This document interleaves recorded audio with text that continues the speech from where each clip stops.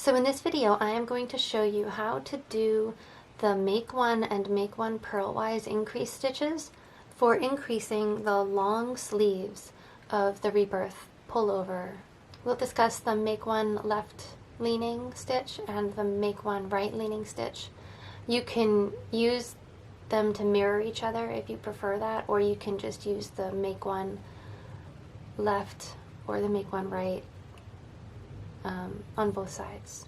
So when you're making the long sleeve, the pattern says to work 1.5 inches in the knit one purl one ribbing, and let's just pretend this is 1.5 inches here. And I'm ready to begin working the increase round for the long sleeve shaping. It says to knit 1 stitch, and this first stitch is going to be knit throughout the whole sleeve.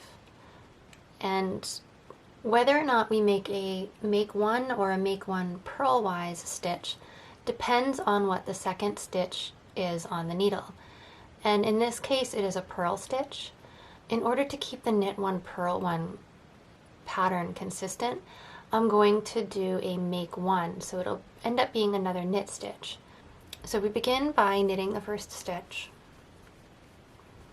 And to do a make one stitch, I like to use my right needle to lift this up. I go in from the back, and I just lift up that next strand that's between the 2 stitches. And I place it on the needle like that. And you can take your needle off, but then you're just going to have to put it back in. And I find it easier to just lift it and keep the needle in, but have the right needle toward the back so I can wrap the yarn and pull it through like a regular knit stitch. And what that does is it creates a twist from that strand. So that strand that we put up there twists and turns into a knit stitch. I'll do that again. So with the right needle, lift from the back and place it onto the left needle, keeping the right needle in place to the back of the left needle. Wrap your yarn around it and knit into it just like a knit stitch, and you can slide it off. And at this point, your first make one stitch at the beginning of the round is complete, and I'm going to knit around to the very end of the round.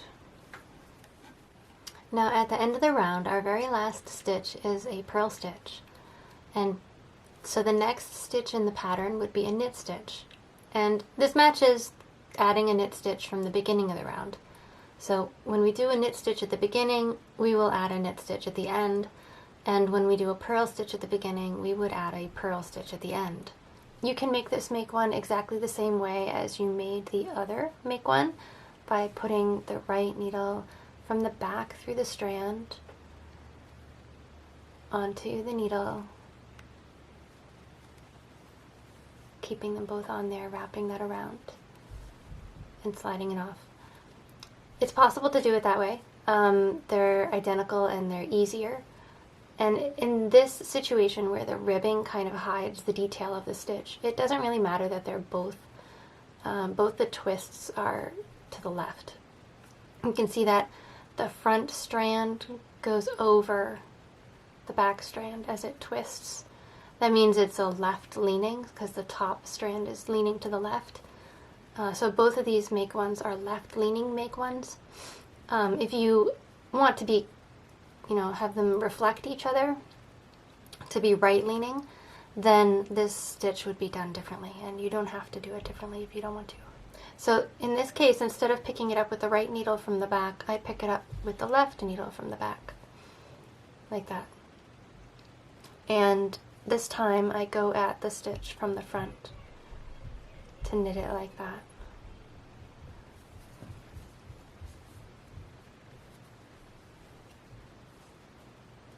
And now you can see that the twist leans to the right with the right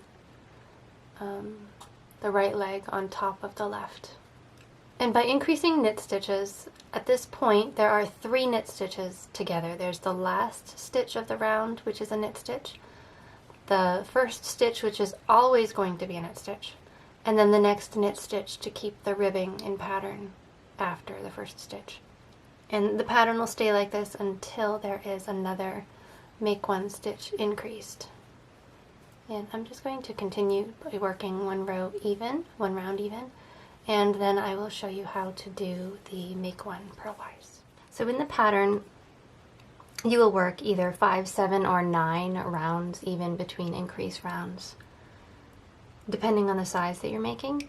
For the purpose of the tutorial, I've only worked 1 round. And you can see that our increase stitches are right here to either side of this first knit stitch. And just double check to make sure that you've worked your increase at the end of the round on the right needle, and the first stitch of your round is that center knit stitch. So when you have 2 knit stitches at the beginning of your round, the increase stitch is going to be a make one purlwise to add a purl stitch between the first 2 stitches. And when I make a purlwise stitch, I use the left needle to reach under and pick up that strand, and then bring the yarn to the front, or you can have the yarn to the front before you pick up the strand. It doesn't matter either way. Just make sure that yarn's in the front because you're going to be purling. So once your strand has been picked up with your left needle tip, then just purl into it. That's not it. Sometimes it's a little tricky to get under that part right there. So what I do is I go back behind and I kind of swing the needle toward the front like this to get it in there. It's easier than just trying to lift and try and really squeeze that into that tiny little space. It's easier for me to just go in and around the needle tip like that. And once your needle is in there, you can wrap the yarn around and purl just like a regular purl stitch and slide that off. And now you can see that there's the first knit stitch, the new increased make one purlwise stitch, and then we would continue working again in the ribbing all the way to the end of the round again.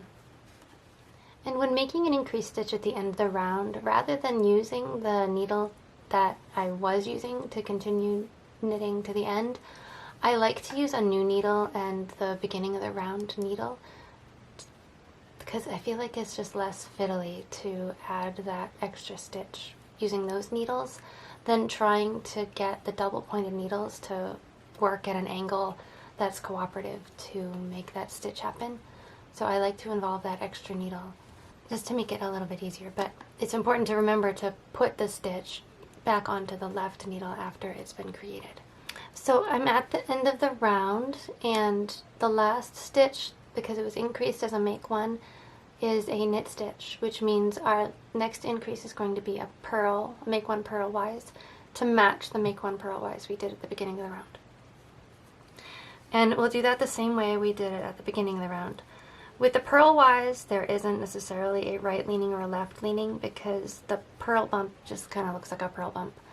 So you could make the make one purlwise exactly the same as you did at the beginning of the round by putting the left needle under the strand from the back to the front and lifting that up, and then getting this right needle underneath there, but make sure your yarn's in the front to purl. So you can slip that in there, or you could go around the needle tip like that if it's a little tight, and then purl and pull that through and slide it off. And then make sure this gets put onto that left needle because it's the end of the round stitch, and we want to make sure that the first stitch on the first needle is always this knit stitch, so the increases are happening in the right place.